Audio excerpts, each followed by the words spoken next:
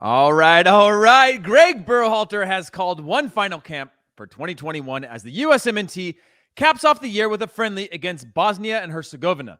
I, Heath Pearce, am alongside Jimmy Conrad, and we will break down the 26-player roster and discuss which, if any of these names, has a chance of cracking the final 23 for the World Cup. And we'll also take a look at U.S. Soccer's list of nominees for male and female, young male and young female player of the year awards. There's a lot going on right now in the world of soccer. Qué Golazo, USMNT Hour begins right now. What is going on, everyone? Make sure you check out our full UCL Matchday 6 preview, available later today wherever you get your podcasts. And for those of you more visually inclined, it's also free and available on the Qué Golazo YouTube channel. And if you're watching this live on YouTube, I can't emphasize this enough. Smash that like button, smash that subscribe button, get those comments rolling in, share your thoughts, ask a question. We love the hot takes. We'll try to answer them on the show. If not, we'll throw them up on the screen just to acknowledge what you guys are doing. We'll try to get to them. Sometimes they come fast and heavy, especially on these USMNT Hour days. So we'll try to get to as many as we can and keep this conversation rolling. And if you're listening to this in podcast form, that's nice of you. What's even nicer, subscribing to the podcast wherever you get your podcasts at. Leave a comment, leave a review. 5 stars is the best. If there was 6, I know you'd give it. But since you can only do 5, give us a 5-star review. Leave some comments. Tell us some things you want us to talk about, and we will go from there. Jimmy Conrad, what is going on, man? Nothing. I'm excited to get into this as a beneficiary of previous, let's say, January camps or these extra camps that happen for domestic players. It was a good opportunity for me to get around the coaching staff and to be around them in a more meaningful way. Because if we look at a qualifying window, Gregg Berhalter doesn't really have time to look at the nuances and subtleties of how maybe one player fits in with the group, because the pressure's on. He's got to pick his 11. He's got to pick kind of what it's all into tactics and what's happening in that moment. And I feel like when you have a camp that doesn't have as much pressure, you get to kind of see the player pool in a different way. And I feel like we're one of the few nations around the world that have this opportunity to really broaden our player pool, especially domestically. So I'm excited to see how these players perform, because for a lot of them, it's sink or swim time. This is an opportunity for them to, okay, we respect and appreciate what you've been doing for your clubs. Here's an opportunity to put on the red, white, and blue and see how you perform against some of your peers who are playing at a similar level. And may the best and strongest survive. And so it's a really interesting camp. And obviously we have an opportunity to see some players who had been hurt for a long period of time come back in, Jordan Morris and Aaron Long in particular. You know what's funny? Before we get into the roster, Jamie, I was doing a little bit of research on this group, and apologies to anybody if I've got a bad connection right now. I'm hardwired in. I should be strong, but if it's not strong, I apologize. It'll improve hopefully over time. Or actually, you know what I'm going to do, Jimmy? I'm just going to get rid of this stupid Arsenal-Everton game in the background that might be eating up my bandwidth. So that's closed off now. But when I was looking at it, because of bringing veterans back in like Jordan Morris and you have some of the older players, this is actually an older roster than what we put out for qualifying, which is a bizarre thing because we have a lot of teenagers in this one that we'll talk about it. But it was interesting to see just how numbers can be skewed by bringing in a few of the older players. And we take a look right now at this roster that's been called in. And Jimmy, we'll walk through some of the guys that are brought in for the first time. But is there anybody on this list that you're looking at now that you think, whether it's the older veterans that are on the cusp or on the outskirts? I'm looking at your Jordan Morrises. I'm looking at your Christian Roldans. I'm looking at, again, your Walker Zimmermans, players like that really need to Aaron Long, that need to play themselves in through this camp or need as much face time in front of Gregg, no matter when it is, to really establish themselves because they're on the bubble right now? I would say that Aaron Long for sure. I think that he needs to prove that. And I don't know where he is, obviously coming from a significant Achilles injury, which takes time. And maybe they just want to bring him back into the group and have him be around and be a voice. I know that Gregg Berhalter values him highly, and he's obviously going to be competition for the center backs. And that's what you want. You want competition at every spot. I don't think he's ready to be match fit. I'd be surprised if he got any minutes in the game. But to be around the team, to be one of the leaders, to be recognized as such, I think is important for his confidence, and that he knows that Gregg still has his back in some capacity. Jossie Zardes is another one that maybe falls into the same category. Had a little bit of an injury at the end of the season and getting back into form. I think Ricardo Pepi, even though he might be looking to make a move in January to go across the pond, he hasn't really scored lately. So getting his confidence going, will he get those minutes against Bosnia? I don't know. I'm actually more curious to see how our younger players do. I want to see Gabriel Slonina, the 17-year-old Chicago Fire goalkeeper. I think he's got a lot of upside. I know what Matt Turner can do. I think you bring in those older guys because they can set the tone and what the culture is going to be. And how you want the team to conduct themselves, and they're leaders in that capacity. But I want to see our younger players play. I wish we had 2 games here instead of 1, because now how are you going to really partition the minutes? And for Taylor Booth, he's listed as a forward, but he plays midfield and outside back for Bayern Munich's second team. So I'm curious to see where they're going to slot in there. There's a lot of defenders on that list and not a lot of midfielders. So I'm getting a sense maybe we run 3 center backs, 2 wing backs, 2 central midfielders, and 3 up top or something to that capacity. I'm very curious to see how we're going to play and who's going to play, because as I mentioned before, it feels like a sink or swim opportunity for a lot of these guys. Yeah, when I'm looking at the young players too, Jimmy, when we look through the sort of the power rankings of everything that we were building in terms of who's in the 23, who's not, who's sort of on the outskirts, you're now starting to see some of these players with a potential move abroad. George Bello being one of them, where he's being linked to another club abroad. I believe it's I'm trying to think of where he was being linked to. But a player that, if you guys are at home, and obviously go UNC, saying Zardes, Morris, Long, Roldan, all older players. And actually, to shift back to that topic a little bit, one of the things that I was trying to think through is how many of these players actually have a chance to getting into the World Cup squad. We've got Zimmerman, who was literally a late call-up. Jimmy, I shifted over. We had a comment come on about the older players in this camp. Yeah. And I shifted my thoughts over to that of, we saw how quickly things can change in the national team. People think that it's all fluid and players are part of the group and whatever, but go back to Walker Zimmerman and say Aaron Long. If Aaron Long was healthy, never got hurt, and there wasn't an injury, Walker Zimmerman would have never been called in. When Walker Zimmerman got called in, and I'm not saying he's not, but he had his chance at the Gold Cup, right? And he was solid. But when you look at the bigger team, I didn't see a spot for him in that because of the style of play that he had. And then he got an opportunity and he stole it and he took it. And now he's probably, for me, at the moment in the power rankings, the number 1 center back we have, or number 1 option as a center back that we have.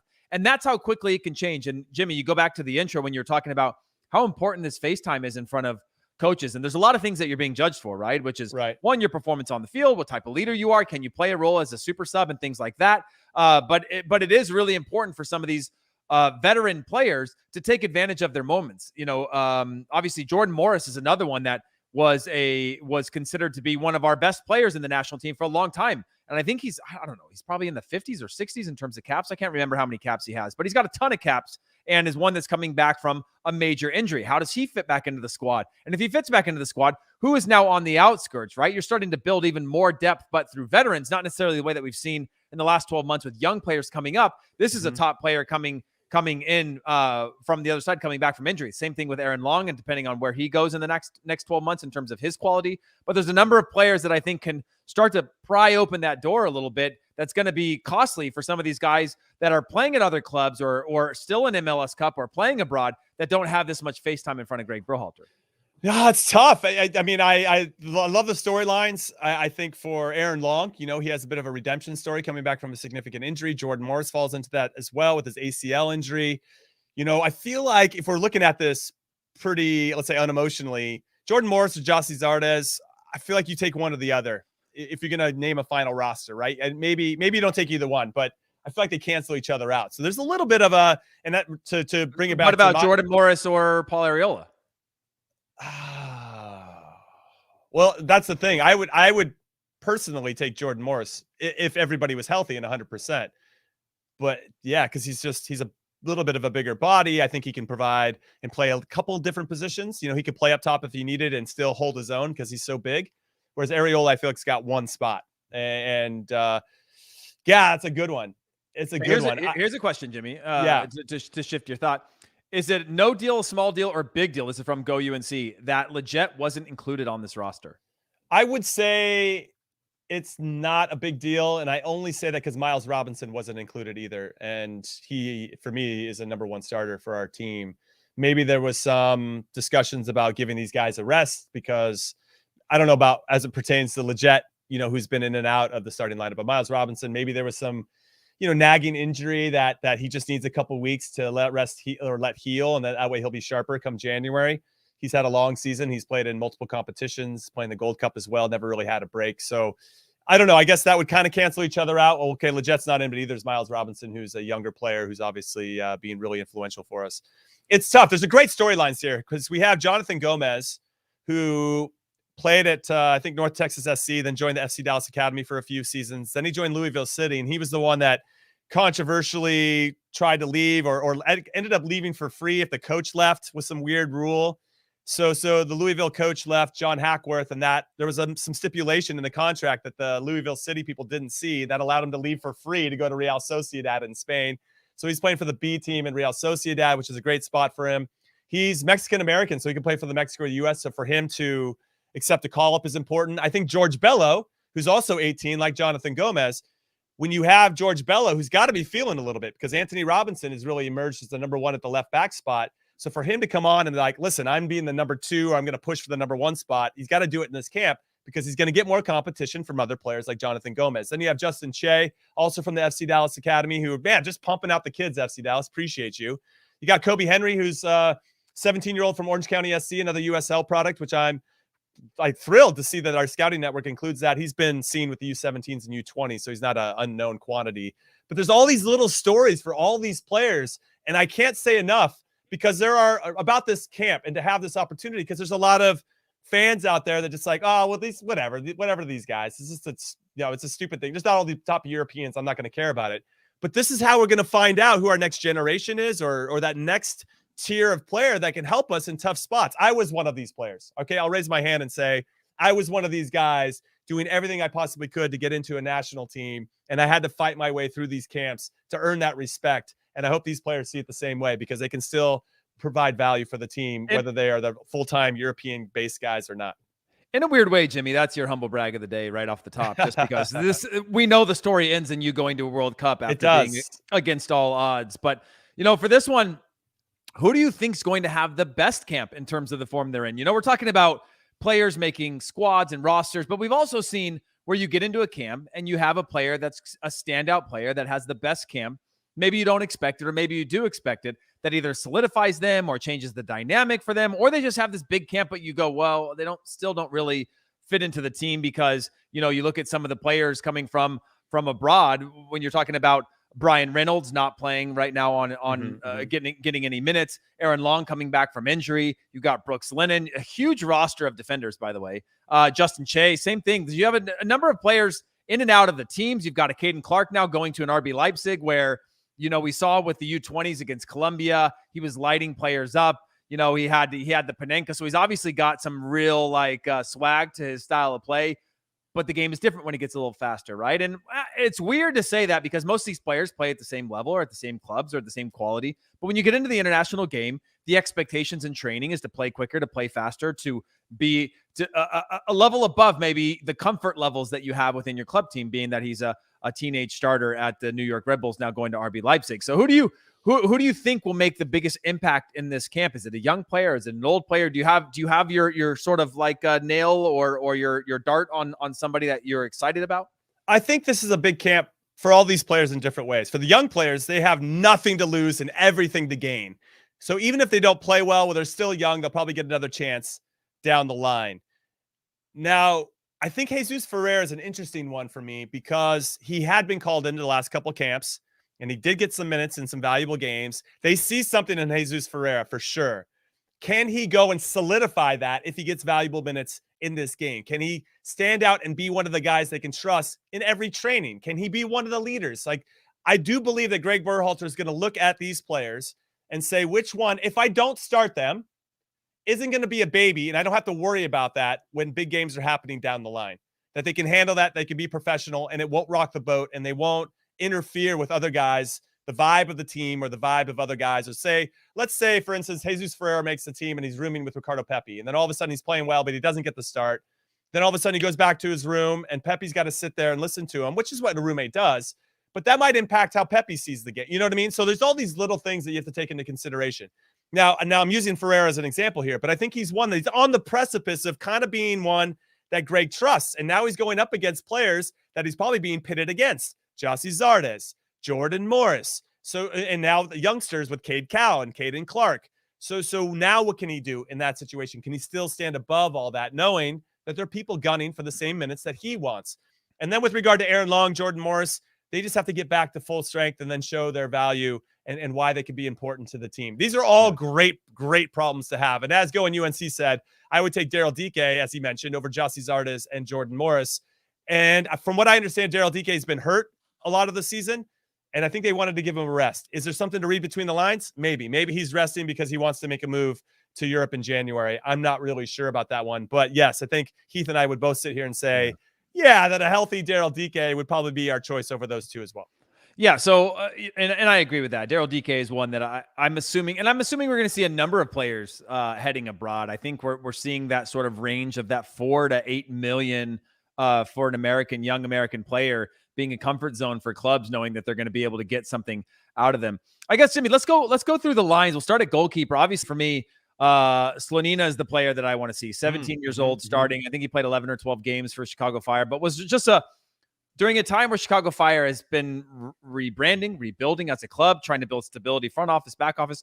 He is a bright spot of a young player, obviously holds Polish passport and the U.S. passport. Getting him in and seeing what he can do. When I talk about 23 going into next year, right, I'm not looking at Sean Johnson as a number 3. I'm looking at who's the future of the national team. Right. And I don't think Sean Johnson is the future of the national team. I think Sean Johnson is a competitor for a spot in the 1 or 2 positions for the national team. Now, if he's not 1 or 2, then I think you look for that third spot to be who's going to be the future of your program. And I think Slonina is one stepping up right now, made the youngest debut of a goalkeeper, I believe, ever in Major League Soccer.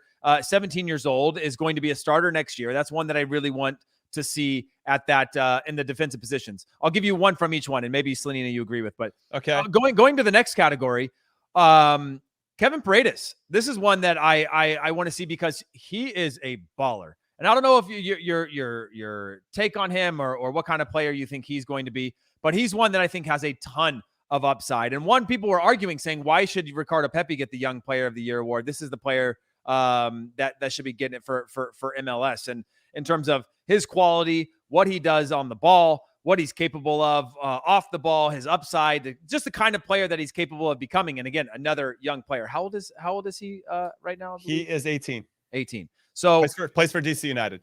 Yeah, he plays for DC United. Okay, now I'm back on the screen we were looking at. I was looking at it on another sheet. Now it's easier for me to talk to you.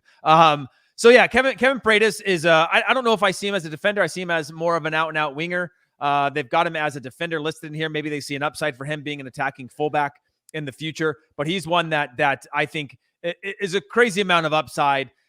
Where it gets really interesting to me, Jimmy, is the midfield position, right? You got Kellen Acosta, known asset. Christian Roldan, known asset. Jackson Ewell, I think, is more of a known asset. Cole Bassett was one who wasn't even starting the latter part of the year, I think, every game for Colorado, but was one as soon as they brought in Mark Anthony Kaye, it shifted the dynamic of what his role was going to be. And he's one that I really liked in the youth national teams and somebody that I thought could be really, really good. I haven't seen that yet. And then the forward position is where I'm most excited, right? And this is where we've always been the most scared. But when you look at the teenagers in Caden Clark, you've got and Taylor Booth. This is a bit bizarre in terms of how they put players into positions here. But Taylor Booth doesn't play much at a high level, still playing in the 3rd division in Germany, not playing the first team with Bayern Munich, still a good accomplishment in itself. But it's Cade Cowell and Caden Clark. One of those players I think we're going to see in the next 12 months explode onto the scene. Cade Cowell, being one that was linked with Barcelona over the last 12 months, has sort of settled in, still super young. I think he just turned 18 or something like that. And then Caden Clark being one that has a ton of upside as an attacking player. Those are the players that I'm really looking out for. Obviously, there's more players on this list, but I wanted to try to be quick with mine to see if you wanted to comment on any of those, Jimmy, or if you had. Yeah, no, I agree with. I want to see as many younger players as possible. That's why I said before, I wish there were 2 games so that we don't just see, let's say, Justin Che for 20 minutes and it's really hard to evaluate him. I want to see him get 45 or 60, and I think if we had 2 games to spread that out, we'd have a better evaluation. Will there be a January camp? Do you know if there's going to be one? That's a good question. I haven't heard. And I feel like this might be replacing the January camp because we have that qualifying window at the end of January. So it might be a little bit more, maybe it's something you bleed into it. We've done it before, you and I, with Bob Bradley, where you start the first 2 weeks of camp with as many players as possible that can come in, and then you bring in everybody else that's in midseason to come but join Jimmy, in because you want to have that. Yeah, go ahead. But your 2006, we played 4 games in that window, right? That was a 6-week camp going into the World Cup in 2006, obviously much closer in terms of the window of the January camp to the summer of 2006. for the Germany World Cup. But there was 4 games, right? It was Japan, Canada, Norway, and Guatemala, I believe it was. 4 games in a 6-week window with a large group, I think 27 players that you got to see these guys intimately over time. And obviously there was much more players than that were part of the league that ended up being on the World Cup team. But what a huge opportunity it was for me. That was my first big camp to come into, to be able to get that many minutes in front of a coaching staff, that much time with that high level of players, because that level was better than my club level in Denmark. It was just a huge opportunity. Speaking of that January camp, do you think that's a thing that we should be moving away from? No, I don't. Again, by the way, Jimmy, I'm super biased. I'm super biased. I haven't said this to anybody in a while, so make sure you like and subscribe this channel. Throw those comments in. We're trying to get to as many as we can. Actually been some great questions so far that keep the conversation spurring. But Jimmy, let's talk about that January camp versus this one now. One single game. It's a mixed squad. You're playing against a Bosnia squad that's probably going to be a mixed squad as well. I'm not an expert on their roster breakdown of domestic versus players abroad, but I would assume that a European nation like Bosnia has most of their players playing at Bundesliga and clubs like that abroad. So you're not going to get their A team either. No, I'm not, unless I do want the competition to be stiff. Obviously, we want us to evaluate our players, not playing. Who did we play like Guatemala's D team, back in the middle of the pandemic when we couldn't get any games against anybody? And we were crushing people. And Sebastian Lletget was the best player for the U.S. He was playing every game. That's right. And we were battering teams because they were like, just anybody who can play, please play. Yeah, and Mario makes a good point. Mexico plays Chile in a few days. Why couldn't we have taken advantage of that and had Chile come to the U.S. and book 2 games? I don't know. That's a good question, and I'm sure we could at some point answer that for you once we talk to our people at U.S. Soccer that we know, and maybe we give us the time to answer those things. But it would have been nice to have 2 games.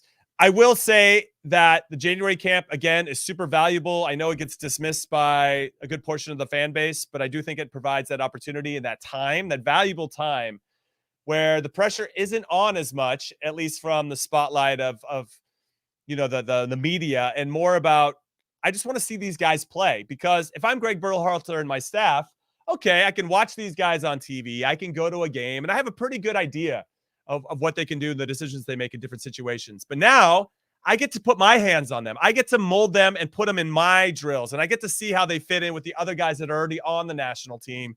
And how does that work? And can they handle that pressure? Because if they can't handle that pressure at training, when everything steps up, 1 or 2 levels, because there's that much on it. And yes, sometimes, as you've been part of it before, the January camps, it's 1,000 miles an hour because everybody's trying to prove themselves. So how can you be the player that slows it down and brings something to the table that proves and shows your value is really important. And I don't think you can find that and get that time back. And I feel like we're the rare national team, one of the rare national teams around the world that can do that. And it's really important to take advantage of it, not just dismiss it. Like I get a little upset about the fan base that does that without really understanding. But again, I'm biased because that's kind of where I made my career, was in a January camp with the national team. Well, they called it Camp Cupcake for a while. And there was times that I don't think Bob wanted that camp, right? I don't think Bob wanted to spend his time in a camp that most of the roster didn't play at the level that he was expecting, didn't have the depth at this point. You had most of your players abroad. Which bummed me out about him, by the way. Yeah, because I agree. I thought he liked the coach, and that proved to me that he didn't. He didn't want to try to get the most of the players, and he'd rather just go focus on something else. Yeah, and I had a chance to have Bruce Arena in a January camp. I had Bob and I had Jurgen Klinsmann, each for January camps. Very, very different. Bruce's obviously was 6 weeks long in a January. I love that, the experience of it. Double days for the first few weeks, and you had single trainings, but very intense training sessions. Mm-hmm. This was obviously, most of those players were at the peak of the national team at that time. So really, really loved that camp. Bob's was different. Bob's attitude changed over the years of the January camp, though, it seemed. And I remember the tension, because I remember doing 2 of those, and the tension that had mounted over time of just players feeling like, hey, this is worthless for me. Why am I here? This is my off season. I'm not even getting looked at or considered, or obviously we're not making the staff happy because they're not happy. And then you had Jurgen, who was like 6 a.m. runs, and you had 10 a.m. in the gym, and then in the afternoon you were on the field, and in the middle of the day you had yoga and whatever. They were like the longest days ever. You'd come back from a run at 6 a.m. They'd have a smoothie ready for you. You'd go to breakfast. You'd be sweating. You'd after your smoothie, whatever. You'd have to go to Whole Foods at night and have the dietitians kind of walk you through the things you could eat and whatever. It was an incredible human experiment. and very, very intense, but it had different elements that were way less on field than other January camps. So I was just pointing out the experiences that I had. No, I like that. It's great insight. But I think, there's still a value. So Jimmy, looking at this roster and this group, if you could tell me one player that is not currently or wasn't in the last camp or isn't part of the plans that you think makes the World Cup, is there one on this list? You could give me Slonina as your 3. You could give me Aaron Long as a comeback story. You could give me Jordan Morris as a comeback story. You could give me Caden Clark, Cade Cowell, Kevin Paredes, all of these guys that are knocking on the door to bigger European clubs, towards establishing themselves still as teenagers at the highest professional level. Maybe Greg sees something magical in one of them. Is one of these players on your list? Or if you had to give me at least one on your list that you think has a shot, who would it be? I think that Gregg Berhalter loves Aaron Long. I think he's going to give him every opportunity to try to make the team. Is that to replace somebody else? I think Zimmerman's good right now. As you mentioned before, things can change very quickly. Zimmerman, Miles Robinson. And then I still feel like Mark McKenzie, Chris Richards, John Anthony Brooks, if you still want to consider him. I still think there's some room there. And I think Aaron Long could potentially break in, not necessarily to start, but to be a part of the team. So based on, and this is some inside knowledge of how much I know that Gregg Berhalter loves Aaron Long. So I want to throw that out there. I love the Slonina shout. I think that's a really smart way to build the next generation. So I love where your head is coming at with that. So I could see that being a possibility. And then from there, it's tough. I mean, outside of the ones that are already getting a sniff, I could see maybe a Caden Clark, getting in there, or if one of these wing backs, because I still feel like George Bello hasn't necessarily locked that left side down. And if Jonathan Gomez can come in and smash it. Now, I just want to mention that Jonathan Gomez has played for the U16s national team for the U.S. and Mexico and both U20 teams. So, it could be smart, and he accepted this call-up. So we'll see. But if he actually goes in there and plays well and outplays George Bello in this camp, I don't know how many times we're going to see George Bello called in anymore. And this could be Jonathan Gomez's big opportunity. So there are a couple spots where I think there's some room. And I think Aaron Long is probably the safe bet. Slonina feels like a bit of a safe bet unless Pulskamp comes and blows it up as that third goalkeeper. But I think there's room at that center back position. I think there's a little bit of room at that left back position. And if somebody can start lighting it up on an attacking spot, maybe, if Caden Clark goes to RB Leipzig and all of a sudden becomes a revelation, he's going to be an easy fit there. But I feel like Aaron Long's probably the safe bet if he can get healthy and play back to where he was at his peak.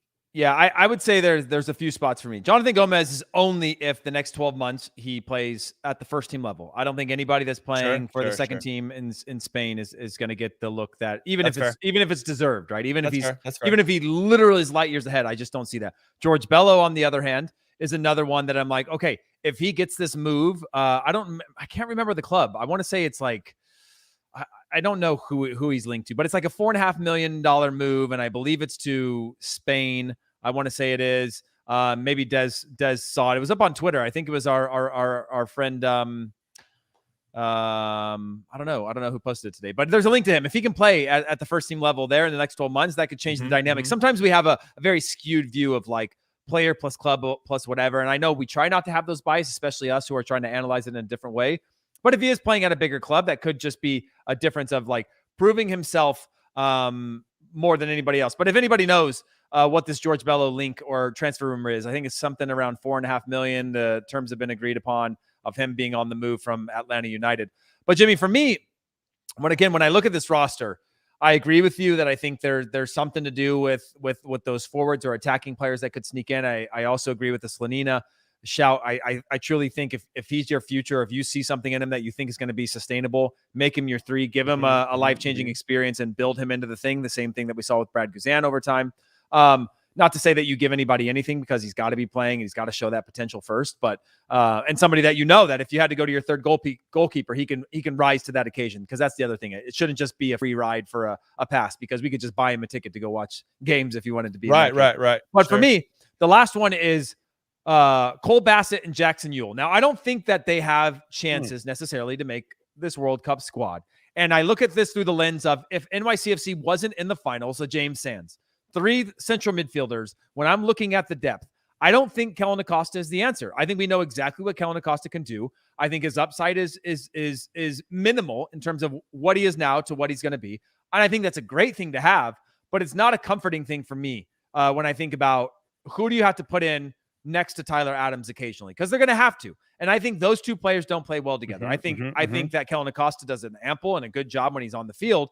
But I'm thinking of who can play next to Tyler Adams if we need to change the system of play or change the formation, or even if Tyler Adams is out. I don't think that Kellen Acosta replaces Tyler Adams. So could there be another thing, whether it's a James Sands, who's obviously not in camp, or James one Sands, of these two, great one of these two players that could be a difference maker to ultimately make a World Cup squad over the next 12 months. I mean, let's remember, again, we were talking about January camps being for a roster that's selected in May.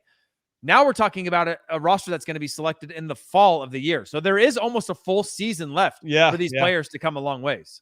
No, Sammy Vines is a good shout. I'm seeing a comment there from John that he'll end up being our backup left back. And that's he's done well since getting healthy. He broke his collarbone and now is starting to find his form. And I do like his game. I like that he's adventurous. He likes to get forward and he takes chances and he takes risks, and you'd like to think they're calculated risks. So Derp says Zimmerman, Robinson, Long, who there could play out of the back. Need to have a guy who's more of a footballer there. That's fair. I don't know. That's a good question. Who can play with their feet out of those three? I mean, ultimately, and when we were playing center back, or if you ever had a chance to step into those waters, Heath Pearce, when I was playing under Bruce, it was more just how quickly can you play forward and get it to the guys that do know what the hell they're doing, And I think the big thing for me and what I learned at the national team level, and I remember thinking about a couple plays that made a big difference for us. When I was playing in the World Cup with Ghana, that's my flex of the day. How far are we in? We're 45 minutes in. Second flex of the day. Ghana was very good at sliding over and kind of locking us into one side of the field. And I knew that if I could take a quick first touch and pop it over to Chirundolo, because I was playing left center back, and that would unlock some things. And it didn't happen very often because the ball never really came back to me in that situation. But I did it twice in the game. And both times we got meaningful crosses. Brian McBride ended up being on the cross when I hit one over to Eddie Lewis, which led to hitting the post. And there was another one that Chirundolo got forward. We created a numerical advantage and something good happened. I'm not saying that in my own mind, I'm a self-legend, of course. But if we can have a player that has that understanding and recognition and gets that type of insight from the coaching staff that we need to find and look for this ball, it's going to help us unlock some of these teams. I need players that can do just a couple things, but do it really well. Playing forward and playing good passes with some information on that pass to our center midfield. And then also, can you hit that 40 to 50-yard switch? Outside of that, just being cool and calm on the ball is really important. And I think all of those players can do that. But can they hit that switch at the point of attack consistently, I think is going to be super key, because it will help us kind of unlock some of the pressure that some of these big international teams do at the highest levels. I will say, Vince O says, Heath, don't know if you've heard, but Jimmy was man of the match in a Dos Cero. I was. That's fair. That's a fact. That's not even bias. Yeah, it's not even bias. And yes, I have heard through the rumor mill about Thanks, that. Big guy. But Jimmy, let me ask you this. You talked about playing left center back and as a right footer. And we know that John Anthony Brooks is probably our best passer. And when you have a left-footed player on the field, that's a good passer. It changes the dynamic of the way the ball moves, right? It opens up the field to something different. Do you subscribe to the left foot on the left side, right foot on the right side? I think it helps. Absolutely. I think it helps. Or do you think, it mixes up? Because again, the balance of that. And again, I remember at times when I played with a right-footed center back and on the left side, and I was a left back and I'd be higher up the field. It became harder at times for them to find me the ball in good spaces because they would play with the right foot, which meant the ball was curving away, which gave more to a defender who was tucking in than if you could curl outside to in to me on the wing. Like those little tiny details made the difference of breaking a line of pressure, things like that, comfort on the ball where, I remember Jeff Cameron one time I played, I think it was my last national team game, right-footed. He would just blast the ball to me and it would be skipping and bouncing. And it didn't have this like left-footed cut to it that you knew you could get that would get around the defender, because he had to almost square pass a ball to jam it past somebody that was trying to cheat the defense. And I remember being really struggling to get that first touch out in front of me, going like, man, this is really difficult. And I still remember that to this day. Just wanted your take on how you build that roster of a left-footed or a right-footed. And obviously not everybody has the luxury of having left-footed and right-footed players, because left-footed center backs are hard to come by. But yeah, what's your take on that? And we have two of them. We have Tim Ream and we have John Anthony Brooks. And prior to that, Matt Beasler was our left-sided center back who could hit that big switch. And I think that would provided so much value, not only for the U.S., but also for his club team, Sporting Kansas and City. Carlos Bocanegra before that. Bocanegra was another one. But I think for me, what I would look for from my center back pairing is communication skills, putting guys in good spots in front of them to put out fires before they start, and having this gravitas that I think Walker Zimmerman has in spades. I really feel like he's got this presence that the players around him respond to. And if you have two of those guys that are in sync and move together, know how to hold a high line, know when to drop off, know when to pull people back, know when to press, that's more important for me than I think the odd 3 or 4 times in a game that need that left-footed player that you're talking about. That's his center backs. Now, when we put Serginho Dest, the great Serginho Dest, who we love when he goes forward, even when he's on the left side, he doesn't do as well for us because he runs into some of these same issues. He tries to cut inside. Sometimes there's not space. Sometimes he runs into other players.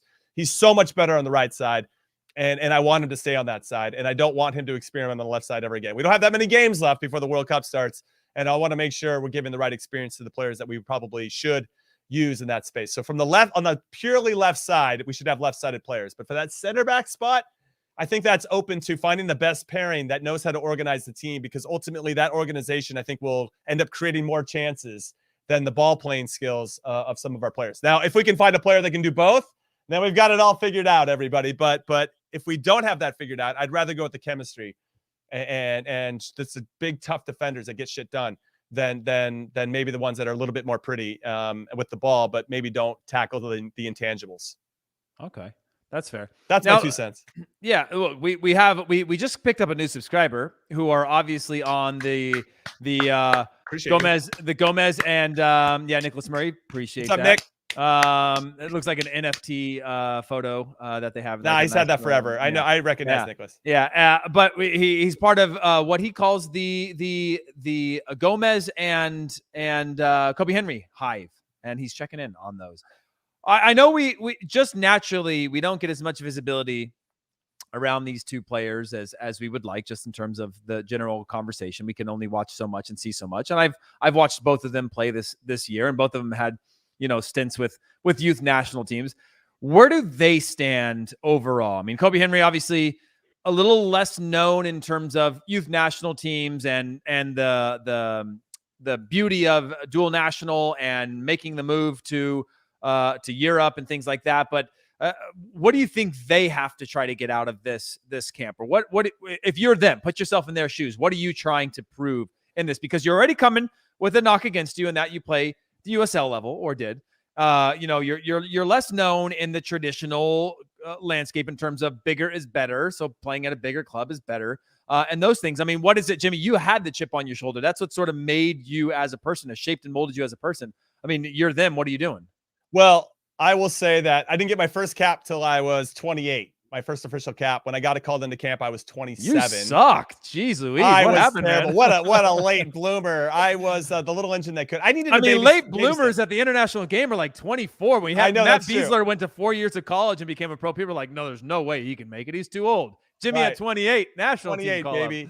Yeah, I am the little engine that could. But I will say that these two, I think, need to approach it in the right way. That seems very generic. They just need to come out and do what they do best, and don't try to be something that they're not. And I remember thinking about Clyde Sims. If you remember Clyde Sims, during the time that we were with the national team, he was playing with DC United. He was playing maybe even playing in the USL at that time, and he was, for lack of a better description, he was a scab because there was a union issue and they didn't have a camp, and Bruce or Bob or one of them called in, a bunch of players, replacement players, and Clyde Sims is one of them, and he played so well that he got called into the real camp. And I think everybody was really friendly to him, but I have always wondered what his mentality was about how he kind of backdoored his way in a non-traditional way to get to camp and be seen. And I love Clyde. What a superhuman being. But I always felt like, man, he's under it, because he's just not going to feel like maybe he deserved to be there because of what he did. And he kind of crossed party lines, as it were. And he might not have gotten a sniff otherwise. And I thought he held his own. And I was really proud of how he performed. But I feel like these two players are coming in because they don't have the same pedigree as some of these other players who are older, maybe have done a little bit more, but they have their youthful exuberance. And just to go out there and play free, I hope that, and I assume that Gregg Berhalter will be asking the same. Jonathan Gomez, I think, has got a bright future. I'm excited to see what he does. Kobe Henry, I got a little bit of a slice of seeing how he played this particular season as Orange County made a deep run in the USL playoffs to become champions. And so I've got a little bit of his game down. And honestly, you know what my favorite part about this whole thing is, Heath, is that all these guys are going to be 10 times the players that we were. And that pumps me up because that's how it should be.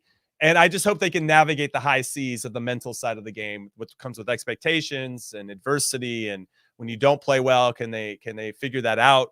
And now, obviously, with the intensity of social media, where everything is so heightened, if you play well or if you don't, people think you're the greatest thing of all time if you play well, and they think you suck if you don't. You know, is there a support system around for these guys that will keep them even keel? Ricardo Pepi must be going through it, where all of a sudden he was the talk of the town, then he doesn't score for a while. People aren't talking about him the same way. And then what? How does he work through that? These are all these top young players are going to work through this, and the ones that can manage it between the ears are the ones that are going to actually have long-lasting careers for us in the national team. Yeah, and Kobe Henry's an interesting one because I don't think he started all season. I don't think he was a sure starter all the time, but he got to play next to Michael Orozco when he was on the field, and That's a player who was an important part of the national team history. If you remember Michael Orozco, who was a dual national and came in and did well for the national team for a long period of time. I think 30 or 30 plus caps to his name. So having that type of experience, I think, will be helpful for him. But yeah, I just wanted to get your takes on that. But listen, everybody, if you're just tuning in or you're just showing up to this or you're just popping back in, get those comments coming to us. It helps keep this conversation going, spurs some new thoughts for Jimmy and I to learn and get better at all this and keep this conversation going. So make sure you comment, make sure you like, make sure you subscribe, keep those comments going in. We're going to take a quick break though, but don't go anywhere because we're going to stay right here. All right, everyone. That was our break. Pretty quick, right? Yeah, it was Not that nice. bad. We've got some more comments coming in, Jimmy, but let's shift our conversation over to, because, if we don't wrap up our U.S. soccer talk, which we're going to continue in a different context, but if we talk about roster breakdowns, it'll never stop for us. Obviously, Gregg Berhalter in 2021, 16 wins, 2 defeats, 3 draws, 45 goals scored, moved up to 12 in the FIFA rankings. And they've got this game now to wrap up the year. But let's talk about Luchi Gonzalez being appointed as an assistant coach. Obviously, we're talking about young players. We're talking about the fact that Luchi Gonzalez is known for developing those young players. Before he became the coach that was ultimately let go from FC Dallas, he was part of the academy system, going back to the early days of when they were building the academy and at least scouting that talent and understanding and harnessing and developing that talent. Was there a late addition of coaches to any of your national team era that stand out to you? And how do you see this one sort of in the way that it develops with regards to this national team and how young it is? Well, given the fact that Luchi Gonzalez has probably coached over half of our players in our player pool, given that most of them come from the FC Dallas Academy, I think he's a great hire. I like that he's involved. He was one of my teammates. I remember drafting him, or I didn't draft him, but San Jose drafted him when I was there, and he was our top rookie from SMU, and the guy could ball it up, but it didn't really translate to the professional level success. He wasn't maybe getting the opportunities that maybe he felt like he deserved. We had a pretty good team when he came into the team, and it was hard for him to find minutes. Clearly talented. I think he got discouraged pretty quickly. And what I love about that, and I've spoken to Luchi since, but he's turned that adversity and his, let's say, quote unquote, failure of not really coming into becoming a professional at the highest levels into being a really strong coach and knowing what that suffering means and knowing that every player is going to go through it and giving them the tools to attack those situations, to do it with confidence, and maybe to use some of his regret into something for good. Because you and I also have regret. I totally botched it. I could have played in 2 World Cups, but I didn't play well under Bob. And I got in my own way. And I started to buy into my own hype a little bit. This is probably getting a little bit too personal, but I got into my own way, and it didn't allow me to really coexist with Bob. And personality wise, we were just kind of button heads a little bit.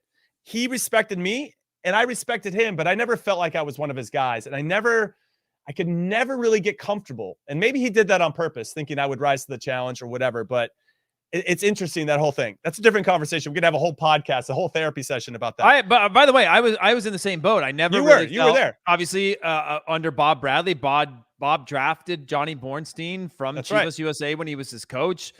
When I think I made one substitute appearance under Bob. Bob always played Johnny when I started.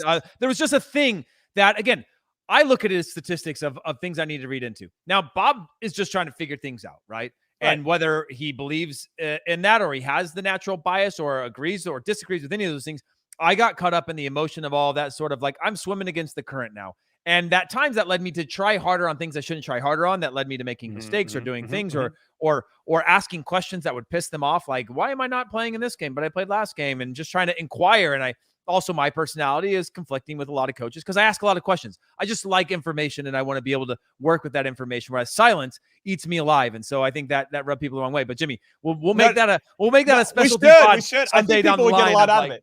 We'll get a lot of it. One thing I'll add to that is, and this is a really inside story for everybody, so welcome to the community. We'll give you some inside stuff here, was that Johnny Bornstein, as Heath correctly stated, got drafted by Bob Bradley at Chivas USA. So he had a vested interest in his development. And so Johnny Bornstein turned him from a striker to a defender. So he's a striker. Striker to defender. Made him a fullback. Yeah. Made him a fullback and an outside back in particular. And I remember at the January camp, I know that you and I made eye contact.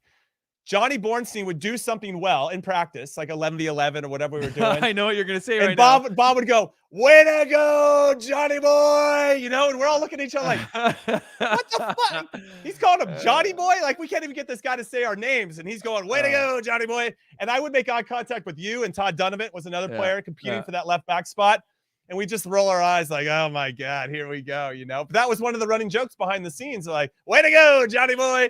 Anyway, that's. And so I feel like these stories are important because it's happening at this national team. Gregg's got his favorites. Gregg has players that he trusts, and people probably, Leggett and Roldan and Acosta, but there's some Zardes. I mean, there's guys that you have. Every coach has it, and Gregg's not alone in this. Bob was the same. Bruce before that. Jurgen. Everybody has it, and there's going to be some of those that these players are going to have to fight against, and they're going to have to try to break this mindset that these coaches have on specific players. And one player that was probably in the good graces and got out of it was John Anthony Brooks.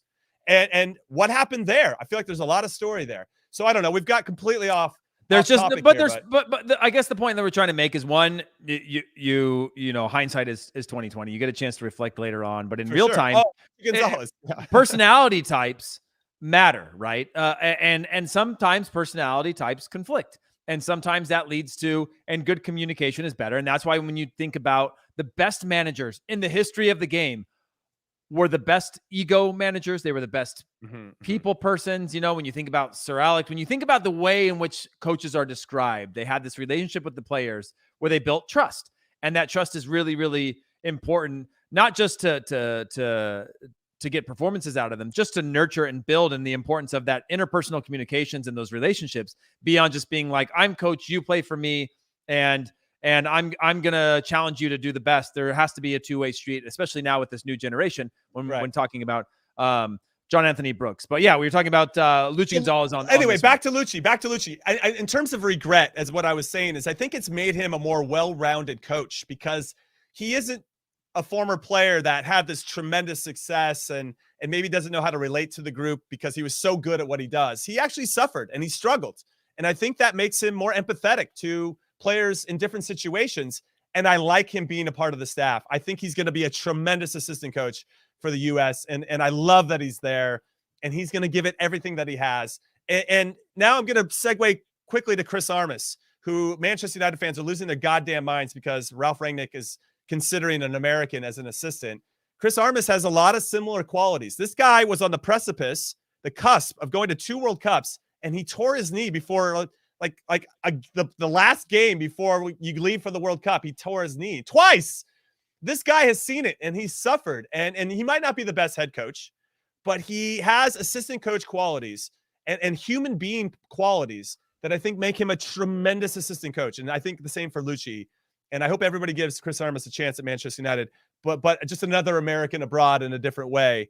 And obviously we're sad about Jesse Marsh. By the way, Jimmy, on being an assistant coach, for the record, there are coaches that literally just put up cones. Like, they are there, they're morale guys, they're there to learn, they're there to listen, they're there to give a valuable input from time to time. There's also the ones that go out on the field and set up the square for everybody to play rondo or 5v2, and they're just part of the staff, and they're an important part of that staff and getting the most out of them, whether that's for morale. Same like we have locker room guys, right? You have a definition sometimes where you're like, he's not very good, he does his job, we could probably get something better. Really good for the locker room, right? Really good for the morale, for those things. You have that when building any sort of staff, especially Jimmy, you and I have been in office environments now in our post-career and been in environments we have to learn teamwork and new things with different walks of life, different levels of ambition. It just requires different types of people. And on top of that, it's not like your assistant coach is going to burn the whole thing down. And also, Ranić, if you're going to be excited about what he's doing, then you should probably be excited about the team he's going to put together because he knows what he's doing. Anyways, I rest my piece on that. No, I get it. And so I got into a little bit of a disagreement on Twitter, if there's such a thing. And essentially there was just a lot of low-hanging fruit jokes. Oh, Chris Armas sucks. Manchester United's finished if we're going to hire American, blah, blah, blah. Yeah. And these people don't know Chris Armas like we know Chris Armas. And so when I came into the national team, he was so kind to me and gave me insights during the game, even when he wasn't playing, about how I can get better as a player and help me. And he'll actually held me to a standard that maybe even get even better that I didn't even know I was capable of. And I think those are tremendous qualities for an assistant coach. And I feel like he's such a caring human being that if you're the head coach, you have to make really hard decisions. And if you care as much about a team and the players individually as he does, it's not always easy to find that mix of I'm going to break somebody's heart and then still be able to motivate everybody else, right? It takes a really special person. I think Jurgen Klopp might be the best example of somebody who's really cracked that nut of being beloved by everybody, but still tough enough behind the scenes that he can make the hard decisions. And so I just think the Armas is going to be a good hire. I think he's going to surprise some people, and I hope everybody gives him a chance. Give him some time and Rangnick some time to build out what he's going to do. I don't think Armas is going with the hope of taking over the job. I think he's just going to be a good assistant for Rangnick, and he's not hiring him out of the blue. He clearly knows who he is. Anyway, that's a good point. Jimmy, let's shift our focus over to the U.S. Soccer Awards that are coming up and the nominees that we have for both men and the women, boys. Did Landon Donovan win again for the men? No, I think every award is called the Landon Donovan Award now in some sort of way that adds like 13 words to the name of every award. Deservedly so, because he was notoriously underpaid in his career for what he did for the league and for U.S. soccer. So name every award after him as a consolation. Anyways, let's get to these nominees. Des, if you want to throw one up, we'll talk through it. Jimmy, get your take on this. And any of you guys that are just tuning in or have been watching the whole time, we appreciate all of you. Keep those comments coming and make sure that you're subscribed and like. That helps more people get this in their feed so that they can come join these conversations. And don't forget, we do the USMNT Hour every single Monday at this time or within an hour of this time. So make sure your notifications are on so you can join us in this conversation, because come 2026, Jimmy, this is going to be the sickest show ever. We're going to be we're going to be everywhere. And Des is going to be leading the way for us. Our producer, Des, is the one that put this show together, and it's allowing us to vent on things we've had built up for decades, which I don't know if he's going to live to regret. It's a Kick TV throwback for all you Kick TV fans out there. It really is. It really is.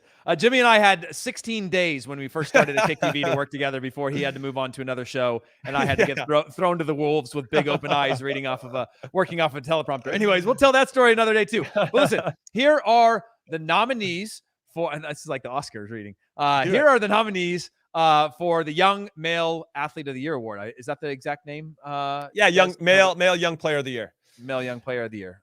So 5 nominees. I'm sure they could have done 6. I know that they did 6 for the men, or the non-young male player of the year, and only 5 for the women. So I guess we can talk about that in a sec. But it's really it's between Yunus Musah and Ricardo Pepi, and it's difficult because I feel like Yunus Musah has really solidified his spot as our ideal, or one of the spots in our ideal midfield 3 with McKennie and Adams. And I really love the way that he plays, and that he tries to solve a lot of his problems with running with the ball. And it more often than not, it works out. But sometimes it leads to trouble. And I feel like every time he stepped on the field, I could see that his game was getting a little bit better, and he's getting a little bit smarter with how he should play and where he should move and how to make a difference. And I like him. He's a problem solver. And I like how he thinks about the game and how he plays it, of course. Ricardo Pepi, though, might get the nod here because goal scorers usually get the nod over holding midfielders or box-to-box guys or defenders. And Pepi did end up being the catalyst for our best half, I think, so far in qualifying, the second half against Honduras. Those goals potentially saved Gregg Berhalter his job, because if we had not played well at the back end of that, or if we had lost in Honduras, because we were down 1-0 at half, then we could be talking about a much different set of circumstances around the U.S. men's national team. But I think Ricardo Pepi's probably going to have enough here to get this award, because those goals, I think, were so vital. But I wouldn't be surprised if Yunus Musah got it, and I would be happy if he did. Yeah, I mean, I agree with you. I think, Jesus Ferreira is a late addition to this. Had a good season. Again, called in late to the national team, still so young. Didn't have the year this season, actually, that we expected him to from last season. So it took him a while to get going, but finished the year pretty strong. Ricardo Pepi did not finish the year at the club level super strong in terms of goal scoring. Had a little bit of a foot injury. Right. I believe he sliced his foot open, had to get stitches on it. And that probably slows down a little bit of that progress. Just when you have something like that, it's a little bit harder to do. Yunus Musah, same thing. Weirdly, doesn't play every game at Valencia, but when I think about him on the field for the U.S. national team, he's probably number 1 or 2 in terms of who's starting for me. His ability to threaten lines on the dribble, his confidence on the ball. There's a confidence on the ball, and then there's just this belief that I'm better than you and you can't stop me that he has, that I just go, man, this guy is fun to watch. And his percentage of being able to do things that normally when he does them, I look at us and I go, oh no, here comes a turnover. And he does it. And he does it again and again and again. In terms of dribbling or passing, I'm like, this is amazing. George Bello and Busio. Busio's been great in Serie A, to be honest with you. And I think he's had his ups and downs with the national team, but is continuing to develop. But if I have to give this one to one person, I agree with you, Jimmy, on the storylines of Yunus Musah for the national team has been fantastic, has a crazy upside. But Ricardo Pepi is just the thing. Even if you were to hold the fact that he's not scoring in his last couple games for the national team against him, he's still the thing that potentially saved this qualifying campaign, that changed the trajectory, that changed the conversation when everything was heading south towards, no, it's 2018 all over again. Sir Ricardo Pepi came in and the Pepi train started, and he's brought us back to something. And while he's not scoring, I think he's been a great player on the field, contributing to the team and the results that the team is getting, and doing a lot of the little dirty work that I don't think the strikers were doing previously. Yeah, I agree with you. I think Pepi will win it. And it seems like everybody's on the same page that Musah won it. All right, cool. We'll be stoked for him. But Ricardo Pepi, big goals matter, man. And he scored a couple big goals that I think really changed the direction, as you mentioned, of how we were playing and the little things that maybe our previous forwards weren't doing as much. And the hard part now is, can he live up to that standard that he set for himself? Because he came out of the gates firing. He is absolutely flying right now. And now I think there's a bit of a struggle, right? You get out of that window, you kind of come back to earth, and then you go back to FC Dallas, and the hype train is real, and you're just riding the wave, but at some point it's going to be harder. People are going to start marking you tighter. It's, you play Jamaica the second time, and they're not going to let you breathe or have any space because they know who you are and what you're about now. And I think that's the next kind of iteration and, evolution of Ricardo Pepi's game. If we were talking about the player that has to have the next 12 months, it's going to be Ricardo Pepi, right? He's requested a transfer. They're saying now Roger Gonzalez, CBS man, is talking about that they've already exceeded the $12 million mark for him. It's a transfer that I think is well above what you should be paying for him, a player like that. And they should be cashing in on this hype that they have. But the next 12 months from there, wherever he ends up, is the most important of any of the players on the national team, because we can rotate a number of those players in and out. Musah doesn't play. Okay, we can find somebody that can do a decent job in there. But replacing Ricardo Pepi in the next 12 months, and if it's not going to be your Daryl DK or your Jordan Pefok, that has me the most worried going into a World Cup. So he has to have the biggest year after a transfer out, which I know there's one pending. Let's take a look at the Female Player of the Year nominees. Wow, that was you very like formal. Nominees? You like the nominees now? Pretty solid, huh? Yeah. So here we've got, I'm just going to say it here. For me, and I know I've got recency bias, but Trinity Rodman has been absolutely fantastic and has just changed the dynamic of that team, which were an unlikely team to go on and win a championship. I'm talking about Washington Spirit. She's top of my list. Obviously, Katerina Macario, less exposure because of where she plays her club ball. But is there anybody on this list, Jimmy, that you think is an under? By the way, the reason we were missing the sixth on that last one was because it should have been David Ochoa, Jimmy. David Ochoa would have been the young goalkeeper of the year, but he chose. You think? He chose Mexico. No Oh, way, man. No way. But I really Bastard. do like him being sort of the narrative of like this villain. This sort of villain. It's amazing. I love it. We need more villains in the league, to be honest, in MLS. But let's focus on here the young female player of the years. I mean, Trinity Rodman led NWSL in assists this season with 6. She also pitched in with 6 goals. Arguably, she was the best player in the final against the Chicago Red Stars for the Washington Spirit, helped them win their first ever title. That's a very big deal. Oh, Natalie Cross says Rodman. Next list of nominations, please. Like that, well, I appreciate that. Straight up. I say, she plays for all of our youth national teams and played well for our U20s in the CONCACAF U20 Women's Championship. The future for her is very bright, as is Macario. Emily Fox, I thought she was the #1 pick in the NWSL draft this last season. She played in 4 of the women's national team's 6 fall friendlies so far during the Carly Lloyd farewell tour. She won in the last game against Australia. She was the Budweiser player of the match. So, she's got an upside too. And Jalen Howe, she won the MAC trophy, which is the Heisman, Herman trophy. It's like the Heisman for college soccer. And Mia Fishel, she plays for UCLA. Let's go Bruins. And she just crushed it. She had 12 goals and 5 assists before announcing that she's going to turn professional this upcoming winter. All these women are incredibly talented. I think Trinity Rodman stands out just a smidge more than the others, but I cannot wait to see all these girls burst onto the scene and really blow it up for the U.S. women's national team. Yeah, I love it. I love everybody's comments on this. A lot of people leaning just like us towards Trinity Rodman. Obviously, again, was by far the best player in the playoffs. And then if you just saw her at moments in the season, she can take on an entire team on the ball, on the dribble, on the fly, verticality, all those things. She's just got so much to her game that weren't expected earlier on in the season. You saw flashes, but with that, when you see that come together, it's the same sort of things that we're seeing with Ricardo Pepi. When a young player starts to put all those pieces together that you see in flashes and bunches, you start to realize that potential that we saw in them, and you start to see almost a star in the making, which is incredible. Who's our next list of nominees? Des Norris? Are we? I think we need a drum roll. Drum roll. Yeah. Here is our nominees for Female Player of the Year. Let's do female first. Ladies first. All right, here we go. Jimmy, that was a good drum roll. It hurt me. Thank you very much. Yeah, this is interestingly enough a wide range of usual suspects, but in different ways, right? Carly Lloyd, her just finished her send-off series. We're seeing her on her way out of the game, a legend of the game, somebody so committed and has done so much, and also has just the absolute clutch gene for the national team, as much as anybody has in the history of the game on the U.S. side. Megan Rapinoe, a thought leader, an incredible athlete, a Portland pilot just like myself, your best friend, Jimmy, as we've all known for decades. Yes. Listen there, obviously a fantastic goalkeeper and another clutch goalkeeper. And then Rose Lavelle, Lindsey Horan. These are just, I mean, funny enough, when I think about the contributions at the club and national team level on the women's side, it is so much harder for me to pick a single person because our team is full-blown superstars. Yeah, every single one of them, right? Whereas, like, we're seeing peaks and valleys of all of our players, and we see good players on the men's side, but on the women's side, these are the best players in the world. And separating them by position is hard enough, just because now you're comparing apples to oranges when you start to be positional, right?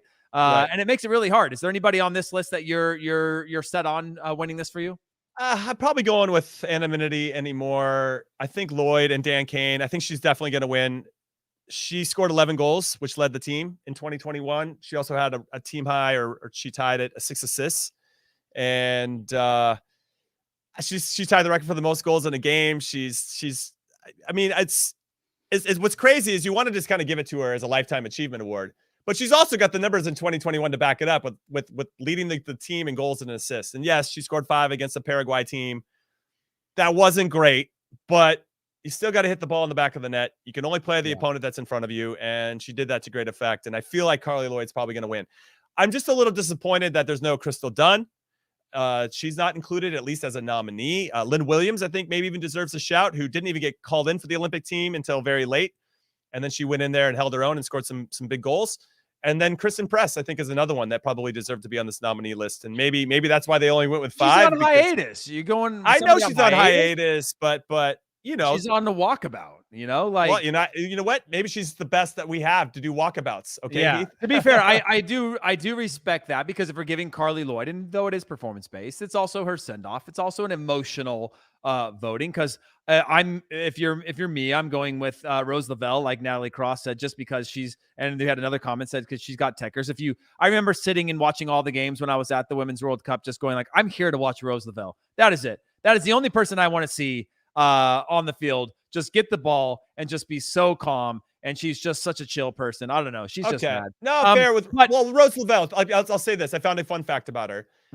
She's accounted for 4 of the national team's 18 game-winning goals since the team resumed play in November 2020. So in the last year, she has scored 4 game-winning goals out of 18 possible. She's got something to her. She played in 22 matches this year. She's got 5 goals in total, and 4 of them are match winners. So there's something about Rose Lavelle that I really appreciate as well. I just think that it'll go to Carly Lloyd. Yeah, I agree. Wait, who was the other one that you said? Lynn Williams, Crystal Dunn. Oh yeah, Crystal Dunn is just a positional one. Let's be honest, Jimmy. Defenders have never gotten the respect, and I know Crystal Dunn can play in every position on the field. By the way, she's probably our best player pound for pound. By the way, I just want to throw that out there. That because she's so versatile and can be successful in any position you play, that really speaks to her quality. I just want to give a shout out to Crystal Dunn. Yeah, I agree. Okay. So let's move on to the male player of the year nominees. It's getting better, huh? It's getting better. I said no drum roll. Too late. Here we go. What I love about this, before we even talk about them, is when we talk about young players of the year, these guys are all still almost young players of the year. I don't know if we've had a young player of the year nominee on the same time as a player of the year nominee. That may have been Christian Pulisic at one point, was on both. Won one and didn't get the other. I can't remember if there was somebody that was on both or should have been on both and wasn't, but they were still young enough to be. But this list, man, this one's again, they do such a good job, U.S. Soccer, and I don't know who votes for this, but of just spreading out the reasons to vote. Right, you've got Christian Pulisic because he's Christian Pulisic, plays at Chelsea, Champions League winner, but also gets injured a lot. You have Miles Robinson, bursts onto the scene. A sure player in the roster if the World Cup were today. Matt Turner, who nobody expected, now puts himself in the conversation to be the starter for a World Cup team. Brendan Aronson, same thing. People didn't know if he could make that jump to Europe. Now he does. Now he's one of the best players in his group in the Champions League. Obviously a star for his team. Kellen Acosta, another player who no one saw for a couple of years, and then now he'd be my comeback player at the moment because he was out after the Bruce Arena ending of 2018 cycle. And then all of a sudden, a couple years later, comes back better than ever. And then Weston McKennie, plays for Juventus and Serie A. It's just kind of this wide range of not one player that's the clear answer, at least in my book. Jimmy, are you leaning one way here? This is a tough one. I agree with a lot of people that are watching us live, and I'm sure people that are listening as well. This is a really tough one to call. Matt Turner, obviously, fantastic. He won the award for the best goalkeeper in the Gold Cup. We only gave up 1 goal in 6 games. Miles Robinson was a part of that, and he scored the game winner against Mexico in the final. Obviously has really moved up and taken his opportunities to become the first choice for me, center back of our center back pairings. And I'm excited to see his continued growth. And as a former number 12 of the U.S. men's national team, I'm happy to see that number continue in a positive way. Christian Pulisic is interesting because he missed a lot of time, but when he comes back and plays, he's so influential. Obviously scoring the match winner in the Dos Acero game in Cincinnati, World Cup qualifying, scoring in the Nations League final, and that penalty with the famous photo without his shirt on and shushing everybody. All that stuff's awesome, But Weston McKennie, he won it last year. Obviously, he had that game tying goal against Mexico in the Nations League to even send it into extra time for Pulisic to have those heroics. And when he plays and he's on and he's focused, he's such an influential player for us and scored the second goal in the Dos Acero game. So I can get why those two guys are involved. Kellen Acosta, I think that's just out of respect for the number of matches he played. He played 20 games for the U.S. in 2021. That is wow. That's the most. Was that more than Leggett? More than a Leggett. He was the most by any player, and the most by any player since Landon Donovan did the same in 2002. So something to take into consideration there. But there's something about Brendan Aronson. He's got 4 goals and 3 assists in 2021. That's the most goal contributions combined by any player in the pool. And obviously he's come out of nowhere. I honestly, you can make a strong case for a lot. Pulisic's already won this twice before. I could see them trying to spread the love maybe to somebody else. I would love Miles Robinson as a center back to do it. Has he done enough there? It's hard as a center back to make that. Matt Turner's not even our first choice in qualifying at the moment. So I could see where, that could be used against him in some ways. Costa's not going to win it. I think they just wanted to show him respect for what he's done and just made him a nominee. So I really feel like it's probably between Brendan Aronson and Christian Pulisic. And I don't know, it's wide open from there. I would lean towards Aronson because I think we leaned on him a lot, especially when Pulisic was hurt, to step up and do the job. And I thought he did. And I think that was to the surprise of many people. And now we're looking at him as a possible starter, even though I think when everybody's healthy, he's probably our super sub. And I think he'd be cool with that. But I think he stepped up when we needed him. And that speaks a lot about what he's capable of. Yeah, I agree. I'm going to go with, I don't know. It's tough. I can see Pulisic. I'd be like, all right, go with Pulisic. But and Miles Robinson. I'd love Miles Robinson. But I think Aronson might shade this just a smidge. It's weird because Tyler Adams is not on that list. Yes, why isn't Tyler Adams on the list? It's weird that would have made it even harder. Zach Steffen's not on this list, but he's your starter in the national team. It's interesting that who else is not on this list that I would have on this list in terms of minutes played. Maybe that's it, but I would lean this towards Brendan Aronson. It seems like one of those years, but if we know anything about awards, very rarely do we get the right one, especially in the soccer world. Looking at you, Lionel Messi versus Lewandowski. Again, I'm over it. It's not a big deal. But I think I would love to see Brendan Aronson win this one just because I think about influence over this year.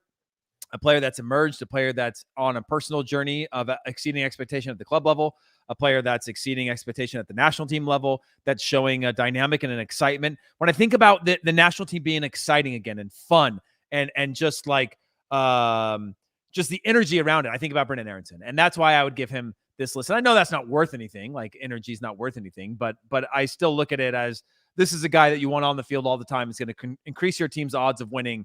And it's gotten fans excited about all the things that we were accused of not having in 2018, which is fight, grit, mentality, all those types of things he has in spades. And so I would go with him because it's a rare opportunity. I think in 12 months from now, we'll see another player step up and do some incredible things.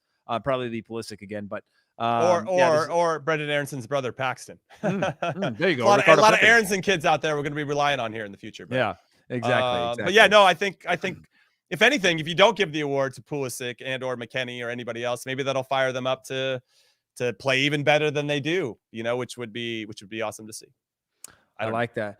Jimmy, we've gone over our hour for the USMNT hour. Is there any final thoughts you have going into this? Why do an hour when the beautiful game's 90 minutes? Why not go 90 minutes? We're getting closer to that. We're at 75 right now. Yeah, we're building up fitness. That's the thing. That's what you do in these camps. You build up fitness. But yeah, as a reminder, Jimmy and I will be with you guys a USMNT hour every single Monday. We're trying to create a destination or a community for like-minded individuals to let things off their chest, get things off their chest, throw their hot takes out, have a conversation with Jimmy and I. We're not talking at you. We're talking with you. That's the whole point of the show, and we love it so much. And as a reminder, the Qué Golazo podcast will continue all week long. Some really interesting guests coming up, some amazing shows. So make sure that you have your subscriptions on here on YouTube, as well as if you're listening to this on audio, wherever you get your audio podcasts from, make sure you're subscribed. Leave a comment. It helps this thing grow. It helps us to keep making free episodes for every single one of you. And until next time, thank you so much, Jimmy Conrad. Later. Thank you for watching and listening, everybody. Yes, thank you to all of you for tuning in, watching, listening. We appreciate that every step of the way, and we will see you guys next time.